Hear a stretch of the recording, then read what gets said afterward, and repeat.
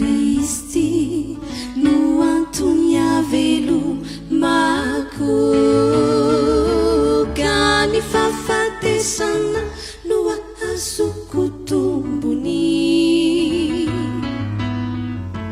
raha minizao fiainana izao ihany no anantenako azy te mahatraindrindra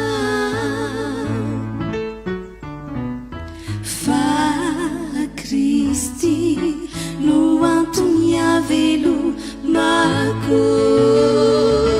ka ny fahafatesana no azoko tombony raha minizao fiainana izao ihany no anantenako azy te mahatraindrindra fanaty alefonazany no foko sy ny foko de mbola vatolampiny ifoko sy antsarako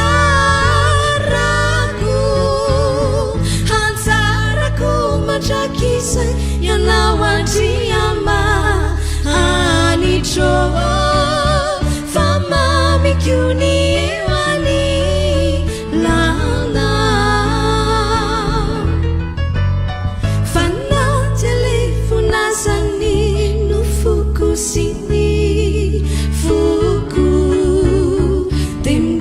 vatolampiny ifoko sy antsarako